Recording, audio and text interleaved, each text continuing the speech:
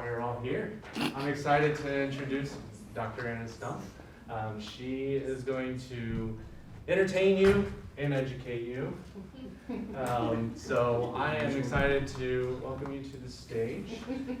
And is this where I come to the stage? yes. Okay. I wish we had walk-up music.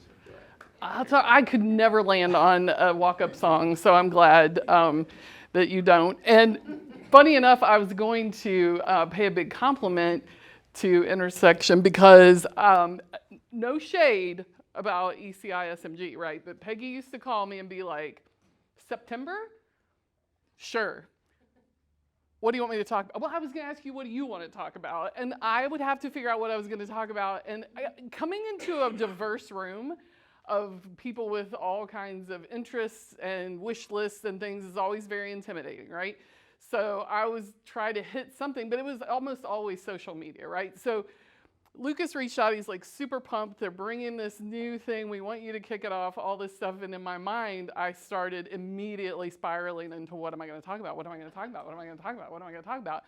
And this brilliant man said, you know, we were thinking like the two things that you are about are marketing and networking, so why don't you just come and talk about how to put network. Like, I'm still not able to get through that and keep my breath. It was brilliant. And I was like, did you just like market me? Did you just do your job on me? Like, it was the most meta thing, not meta like the evil empire, but meta like it was so good. I have been the most excited about this session. And I will just say, left to my own devices, we would be having a how Barbie, Taylor, and Beyonce have single-handedly staved off the recession, created brand community, filled up my life with a different level of joy. So for those of you, Drupal, whatever that is you do in your basement, whatever you do in your basement, thank these gentlemen and ladies in the back for this topic today, or we'd be here. I even tried to bring TikToks, they won't play. You're welcome. It's a lot, but yeah, I literally am about these two topics more so than you know. So networking involved in marketing. I don't know if you've heard me talk before, but there's just not a lot of straight lines. Sometimes I will take an exit. Sometimes I get back on the main road. Sometimes I don't. I really don't ever know what's going to come out of my mouth either. So we're kind of all in this together. But I promise it'll be a good time. Yes, I do have a doctorate. But as my neighbor likes to remind me, I can't write a prescription, so I'm not going to call you doctor. Whatever. It's fine. But I did do my doctorate in social media in higher ed, which is probably why I left not long after that. A lot of writing on the wall when it came to that. But I will say I am the most overeducated like goofball you're ever going to meet. And most of that is because I am of the age of where you had to have a degree to open a door. So glad to still be alive and thriving in a world where that is changing. So we are moving to more of a skills-based world. I am here for it. We are drowning in information. We no longer have to sit and pay and pay and pay and pay to get it. So I'm thrilled about that for you all, but please just call me Anna. That's fine, because the F is silent, and that's also very confusing to people. Couple of things that I've started to call myself just because I didn't like what other people were calling me. One of which is the Golden Ticket Professor. And that is because about 2007, I was teaching high school.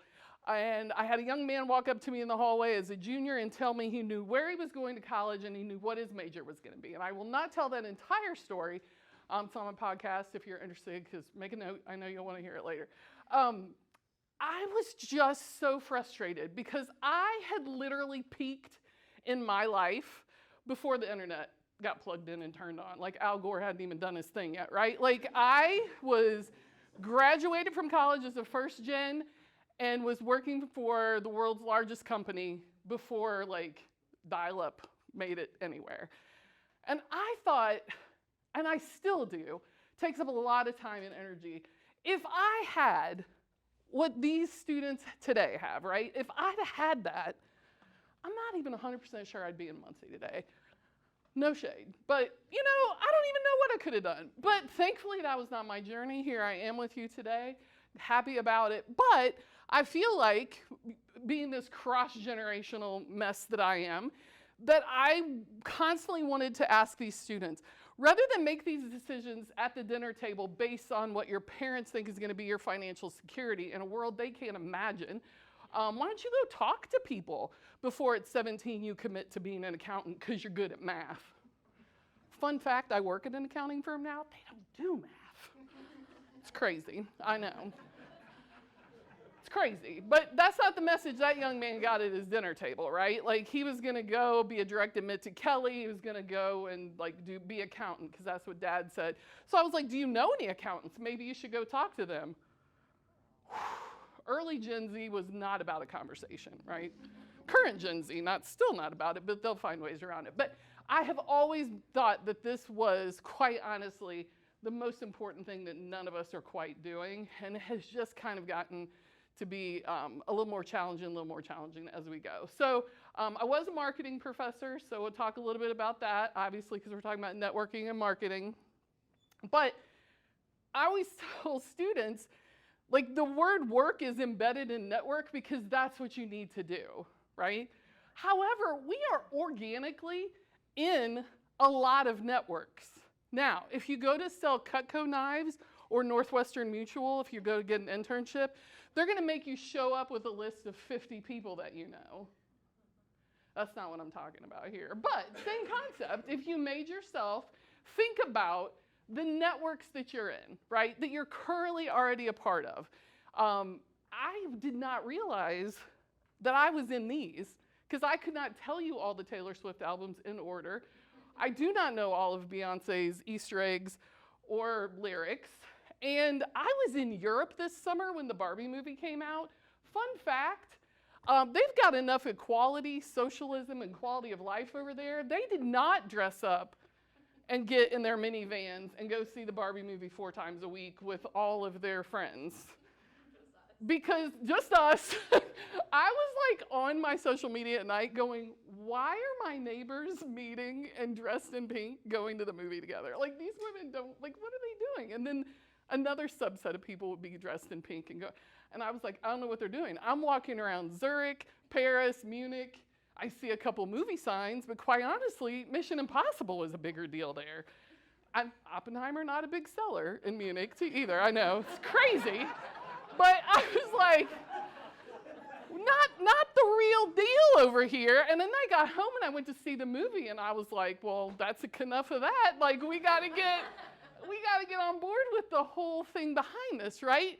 So even cultural networks, even all of these things sometimes, and I tell my colleagues, like I used to tell my students ad nauseum until I couldn't speak anymore, so thank you for being here. You know, go network, use your golden ticket, which to them was, I am a student and, right? And then, 8 months when you punch your ticket, and I don't know if you know this, but when we used to go to the movie, we got a ticket, and they would rip it in half. They used to do that at concerts, too. And they would give you back what's called a stub, and then they kept one of it, and that was like your proof of purchase kind of thing. I have a whole stack at my home from like the first 30 years of my life. But I used to tell them, we're going to tear your golden ticket, and then you have to go out and you have to figure out your value, your story, your brand. And you might as well just start doing that while you're in college. They don't, do they? They don't. It's okay. It's not the message they got all through high school, or they get it home sometimes. So I get it. But so a lot of networks already organically around for you. So this is not as intimidating, not as hard. But I will say the word work, we go back to that, right? Like, I'm in some networks, let me tell you.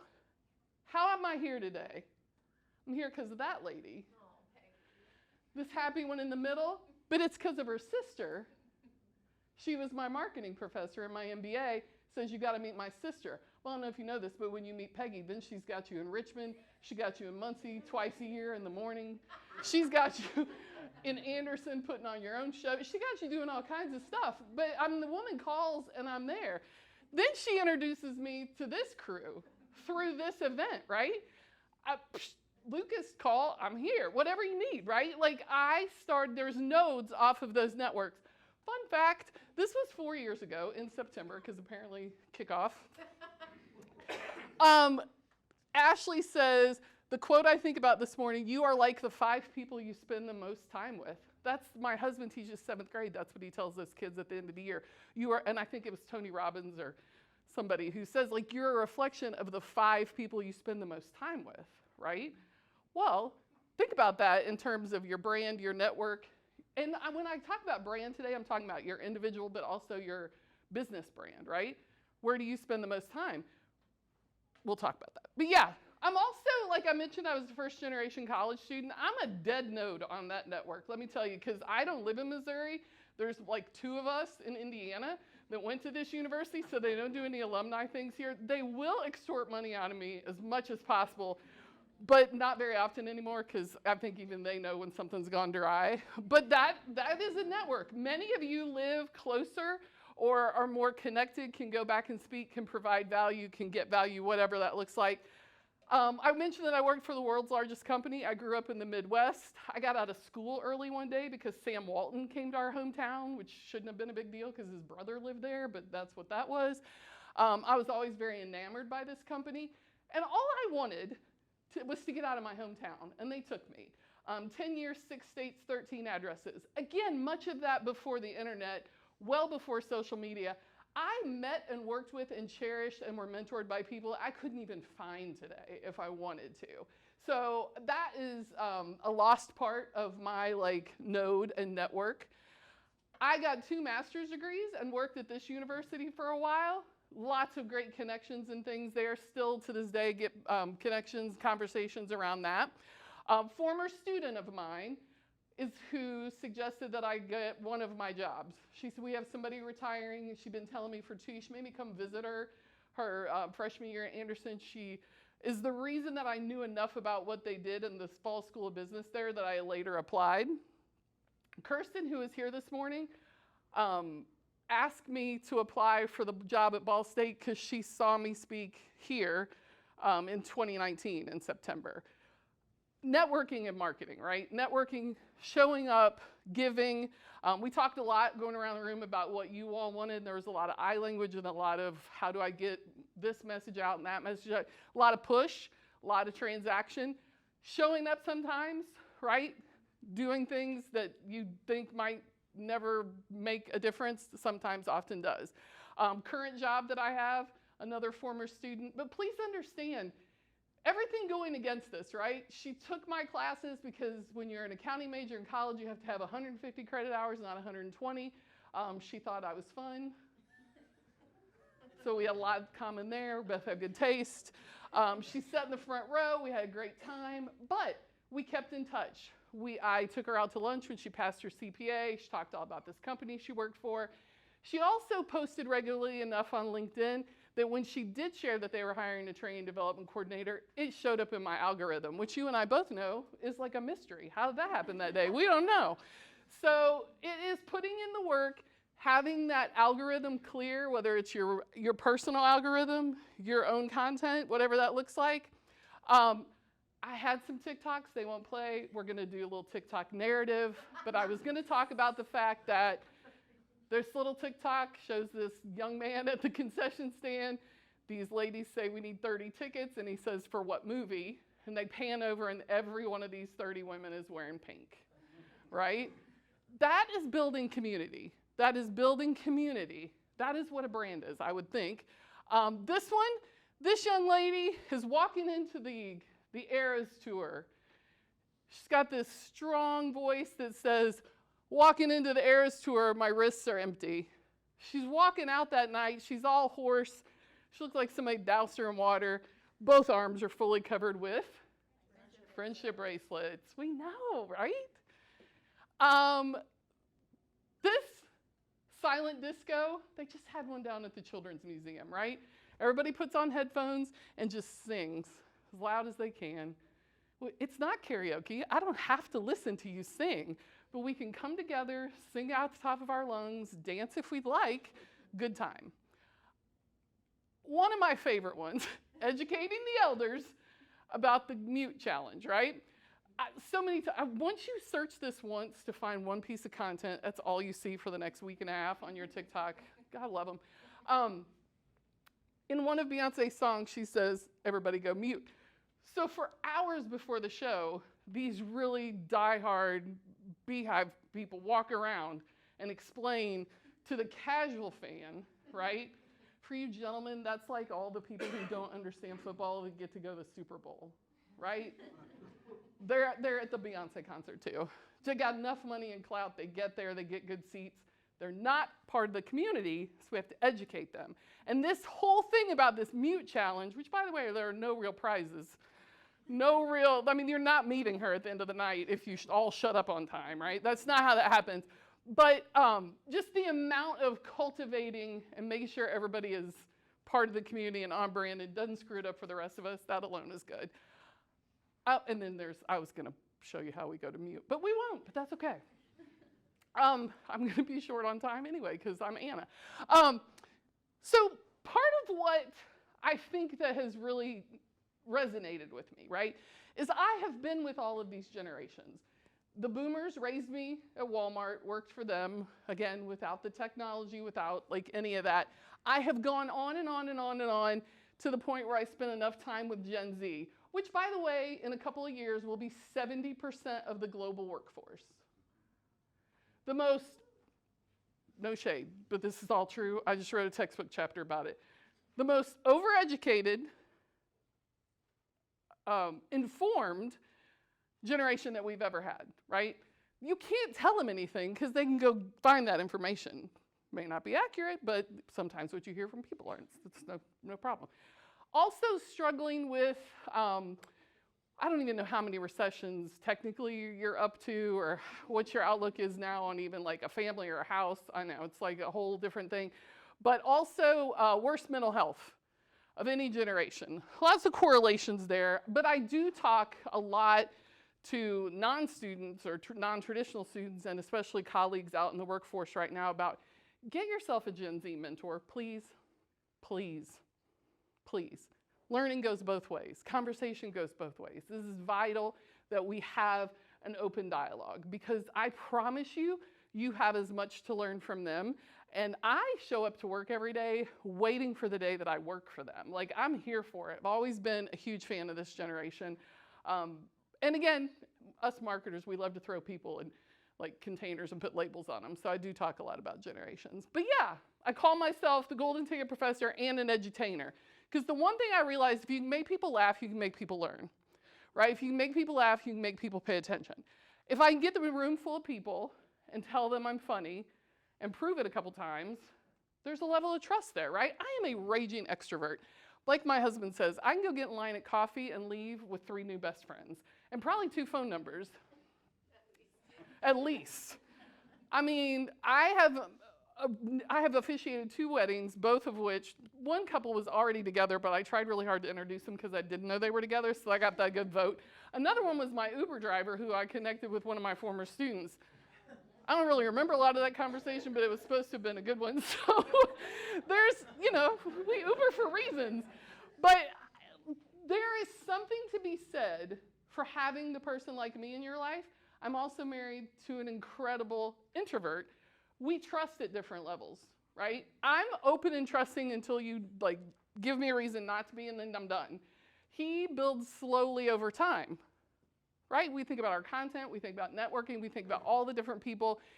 When I go to a networking event, I almost always try and see like who's standing in the corners, who's watching the watch, who came under like reasons of oppression, whatever that looks like, and try to go over and make those people feel like at least they showed up for a reason. Because I think showing up is like all the work, right? Like you guys coming here today.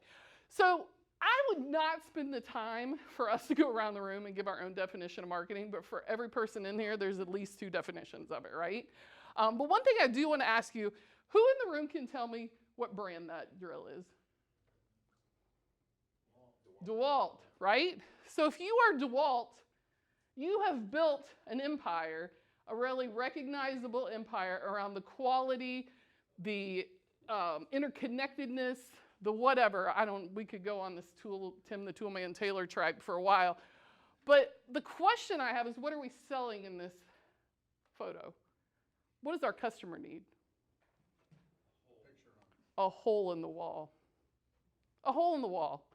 But for whatever reason, this is what you're faced with when you go to buy one of those, right? And if you do it well, you don't leave with the red and black drill. Amateur. You leave with this, right? One of my favorite, if you're ever bored and you want a good 7-minute, I think it's like 6-7 minute video. I used to show this in my undergrad marketing class all the time. It's a Harvard Business Review called Marketing Myopia, M-Y-O-P-I-A. And it's a really great little video about this guy. Well, it's not about him, but one of his quotes kicks it off, and it's Theodore Levitt. And he gives the drill analogy where we get really stuck on what we're selling and like how to have a family of power tools when really all people want's a hole in the wall. And we forget that, right? We move away from that. So when you're out there and you're trying to figure out, how do I get my message out? I heard that several times. How do I inform the community of all the good work that we do and all the great things we can do for them? Think about common problems, right? And we have turned a lot of this over to CRMs and other ways of like collecting, data on people. But the fundamental thing is, what is the problem they're trying to solve? What are their pain points, right? Think about your vendors. They've all probably got pain points, whether it's around supply chain or, whatever. There's a lot if you just sit and you have a little bit of empathy and you think about what are the problems that we're trying to solve. So that, I always love that. This is actually a slide that I used to use when I was teaching undergrad marketing, but I've added to it obviously today. But we talk about the eras of marketing, evolution of marketing. The bad thing is, like, we started here just trading goods, right? Skins and beef jerky. I don't know, I wasn't alive then. It's hard to believe, but I wasn't. Then we moved into production where we had like one Model T, one radio, one of everything, right? And then we kept going.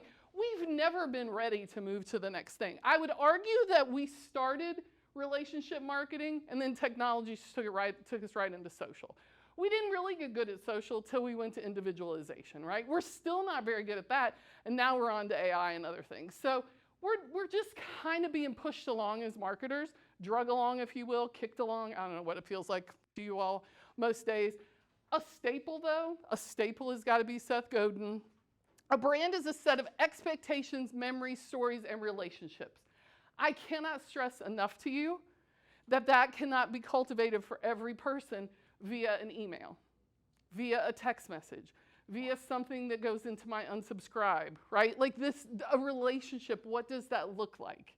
What of those services, those moments, those touch points do you have that is an investment in the relationship? We are so transactional, folks, so transactional. If I had you to sit here for a half an hour and think of when you've been in relationship and when you've been in transaction with different people that are in your network, I guarantee you would leave here and go make 20 or 30 phone calls, right? Because you realize because of time, because of whatever that is, we're being pushed farther into more transactional things. Another Seth quote is, to be effective marketer, you need to focus on your core audience, your smallest viable market, which is what I was talking with Ashley about today. Like, it's harder to come in this room with the like diverse backgrounds and reasons that you're all here versus if I just went into a room of people who were photographers and said, how can we, right? We could talk all day just about the photography industry and what that looks like and all the, so it's a little harder to go broad. And that's fine. That's good news for you, right? Because you should be like leveling down. But again, all good things are like pyramids, right? Apparently. This, with your self-interest when you're transactional, is very low. Apparently all the good happiness and all of those other things happen at the top. So trying not to be transactional in how you approach people, why you would attend a marketing event. I was gonna throw shade this morning. I'm gonna tell you guys right now, you all over exceeded my expectations when I walked in here at 8, because there have been times where I've come to events and networking is on the agenda and people are sitting by themselves in their phones eating their like bagel, and you can tell they're going, oh my God, please don't talk to me. Please don't, like, are they noticing me? I'm not even really, I don't even want to be here. Like, right? Like, and then when you have the person in the front room go, we're going to go around and do introductions. You can just watch them on their face like, oh, why do I come to these things? Why do I do this to myself? Why do I do this to myself? I don't even want, not everybody's even vulnerable enough to be like, I'm super nervous. I did not know I was gonna have to say my name, but here I go, right? Like, most people just try and play it off like, and then when they get to the next person, you just watch them like, like, it's a transaction. I don't know what brought him here. They came to learn, but not necessarily engage. That's fine. If you're Anna, you have a networking event because you want to network, you want to see people, you want to give and get hugs, you want to give and get LinkedIn connections. You want to go out there and just use that photo booth for like 20 minutes. You want to get new friends and new contacts, and we're going to have new coffee. We're going to do all the things. If you're my husband, you leave there and go, oh, his shoes need to be cleaned because he spent the whole night staring at them hoping nobody came to talk to him, right? Because small talk exhausts him. What a life he signed up for. All right, if you want to read a book, this is the one. Probably got 27 words in the whole thing. No, it's got a bunch, but it's so well written. It's a staple. And it talks about how to zag, right? When everybody else zigs, figure out how to zag and do that with your brand. And what does that look like? Marty is just like amazing. And let me give you a little snippet of this book that to me kind of will like help you identify like why I think it's brilliant. So here's some definitions for you, right? If you're in marketing, you just tell everybody you're a great lover. I'm great. I'm great. That's what we do in marketing, right? We got a message for everybody, and we just tell them the message. Telemarketing, you call them and tell them. Do you guys remember telemarketing? This book's old, by the way. But it'd be the same thing on social. You just be like, you know, click an emoji. Take my poll. Am I great? I'm great. Public relations is when you just have, you know, other words. People speak for you. Testimonials. Advertising, you just keep repeating it. If I go to one more conference and have one more person in HR say, you have to tell people 7 times before they no, you don't. You really don't. But we do. Graphic design, you just let them know. And then branding is when they can tell your story for you, right? Think about the evolution of what that looks like and how do you put that on? Because if you go back and you say, well, here's what I got from this morning. We need to put together an event. Ted's having an event. Let's have an event. Let's bring people in. Let's have an event, right? Could you bring Pizza King? Apparently, you'll have an event. Here's the other thing I'm going to tell you. Problems to solve. Let's just start with this one. Some of you are in basements. Jeremy. Some of you don't have windows and you're in the basement. This bothers me. I don't have a basement. I got a lot of windows, but I like to leave my house sometimes. But this is a problem. This is a problem.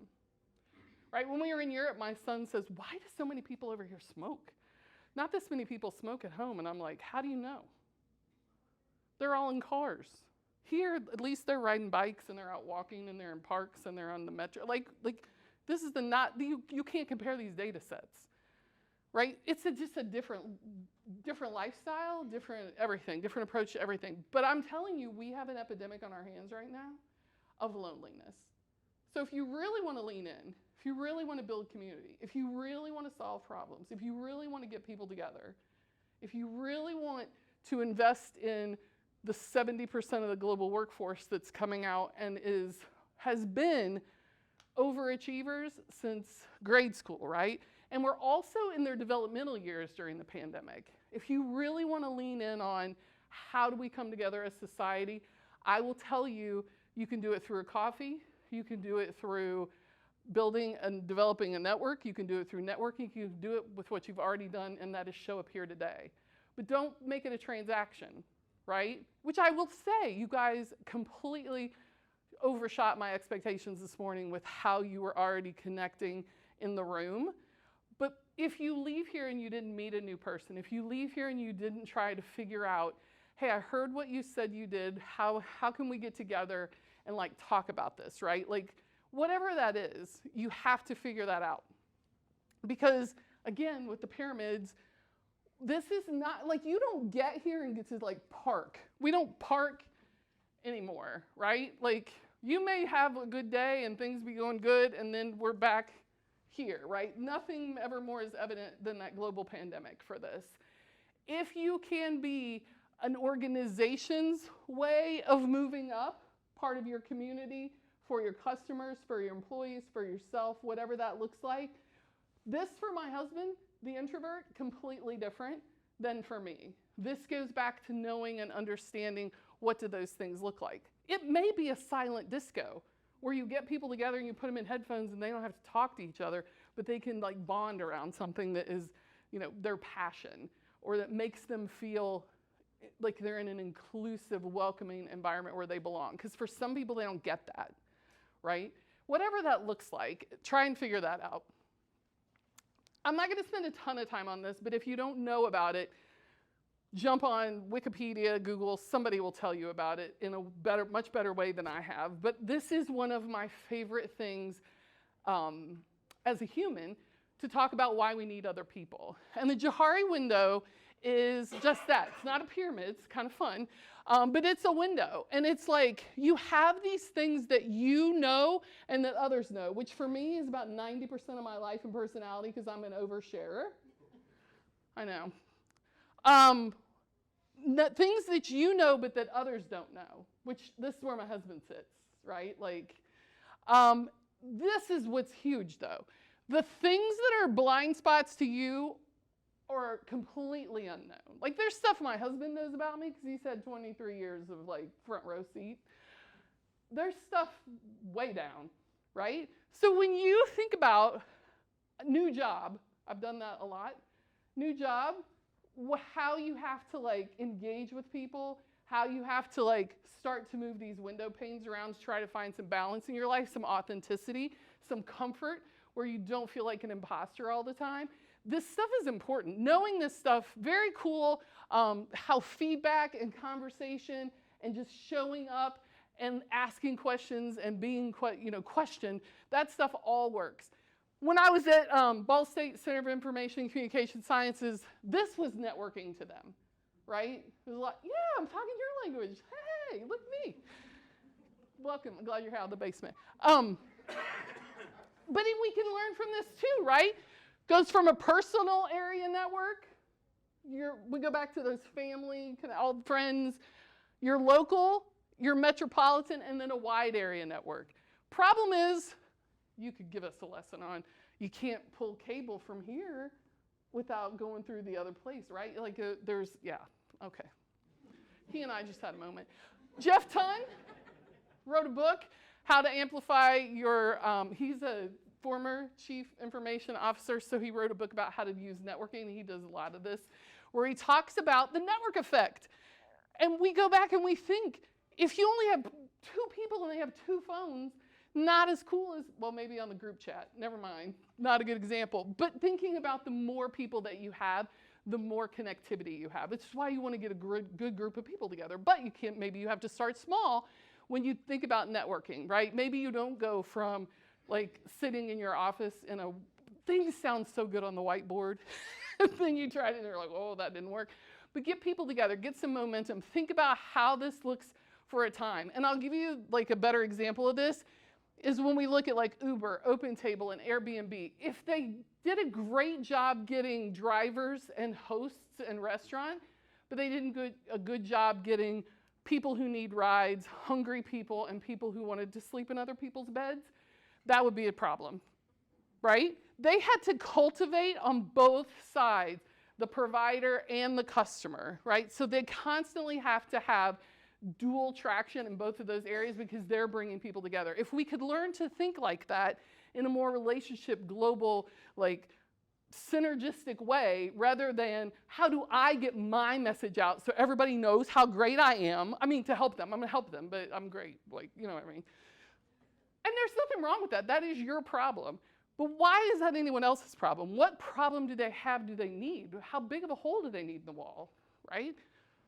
So yeah, more users to today's society means more data, I guess. The problem is, right, when you opt out, when somebody pull your personal utility in all the networks that you're in, when you opt out of that, and when I tell you opting out, I'm not talking about like my Missouri State alumni group, right, where I'm just like by proximity and wealth not important to them anymore. It's that I don't go to homecoming. I don't know the athletes. My professors have all retired and moved on. I don't have a connection there, so I don't engage with their content. I don't answer their emails, so pretty soon they kind of fall off, right? Like over time, I've removed myself from that. And it'd be harder to build up that relationship again. So thinking about your personal utility in the networks that you're in, when you don't show up, do people miss you? If this half of the room wasn't here today, we would not be having as robust, I assume we're having a robust time. Like, it's good, right? Like, wouldn't be so fun. All right, finish this, because we hear this all the time right now. The world says, AI won't steal your job, but Those who learn AI will. a person who knows AI will. Nothing like a real feel-good message around something that, it doesn't have to be scary, right? But somebody's coming for your job, right? Like the whole concept of it is just not, doesn't have to be as scary. It doesn't have to be all of those things. But maybe it's not going to steal your job. Maybe it's going to make it better. But you know what? What if you got a group of people who were all worried about the same thing or curious about the same thing or wanted to learn the same thing or leverage AI? We are all not in competition. No one in this room is getting out of life alive, right? Like, we are all just trying to, I know, spoiler alert, did I ruin that for you? I'm so sorry. I won't tell you exactly what happens the rest of the movie, but I can tell you it ends. We all want to feel connected, right? Even my husband, even the introverts want to be seen, heard, and understood. And can you do that in some way, shape, or form for the communities that you're a part of or that you want to be a part of? How do you do that? How can we build community into our marketing? And here's the thing I'm going to tell you, especially Gen Z, you students, hear this, hear it loudly, because you all are going to be our little beacons for authenticity. Because we're all very bad at it, by the way, because of the messages we got. I think that's why I was really confused. Why are they all dressing in pink and going to the movie? And then when I got there, I was like, oh, I'm going to go back and get some more pink clothes and come back and see this again. Because there was a lot in there I needed to hear. And that was the first time anybody cared enough to get up on the big screen and put Ryan Gosling in a little skimpy outfit and do it. So it was good. But we do not have to be perfect. People are not drawn to perfection. The more self-deprecation and the more like I joke about things, people will relate to me. Nobody's going to come up here and talk to me about my doctorate. Somebody's going to come up here and talk to me about my introverted husband. Somebody's going to come up here and talk to me about something, right? But it is not going to be the same thing that society values, and that's, oh, she's a doctor. Like, oh, let's pay her a measly salary and let her, work all day. That's not my leverage in society. My leverage in society is how much I let you in, how relatable I am to you, how many things we have in common, and the fact that I have looked you all in the eye and I value why you're here, right? I mentioned your business. We're forever connected, right? Like validation, feeling seen. Somebody heard what you were talking about. I'm not perfect. If I got up here and I tried to tell you how perfect I was, you wouldn't have anything in common with me. A couple of you might. So being authentic. Again, talking about being misaligned and trying to separate out. I had a colleague when I was a professor who had his personal Twitter, I talked about him in this room before, and his work Twitter. So he was like Jeff on one Twitter account and Dr. Buck on the other Twitter account. I'm always like, why do you do that? Well, the guys I go fishing with and watch baseball don't care about what I do in my career, and the people here don't care that I fish and like baseball. And I'm like, I'm going to argue. I've been looking for a reason to think you were a human. I kind of like those baseball stories, right? Like, I like the fact you talk about your kid, because guess what I'd like to talk about, just pretty much all day is mine. So, figure out a way to not just do, we're getting closer to that, right? And with automation and things, we're supposed to be getting into a world where we have less to do and more time to be unique and creative and give back, I don't know. But trying to be misaligned and show up as something you're not causes an insane amount of anxiety, right? Causes a lot of anxiety. It's not really worth it. Authenticity, not being who you are, but doing who you are, just unapologetically being yourself, is the absolute best way to get everybody to come in kind of stripped down, open, willing to share, willing to learn. We're going to have better networking opportunities, better coffee dates, better events, whatever it is that you're trying to do. And if you just sometimes ask a question and shut up, I'm not that great at it, I'll tell you. I'm not the one to put out front when you're trying to do that, because I got a lot of stories. But if you just listen, you're going to learn so much more, and you'll learn about yourself too. I'm running out of time, aren't I? I saw Peggy. Peggy's my timekeeper when I'm here. All right. She wasn't, Anna. She's supportive. Oh, I didn't think she was supportive. I did not feel this way at all. So I'm going to skip ahead to some good stuff. Hold on. How many of you, who besides today, has been to a networking event recently? All right. Doesn't it make sense that everybody who showed up this morning for a networking event raised their hand, right?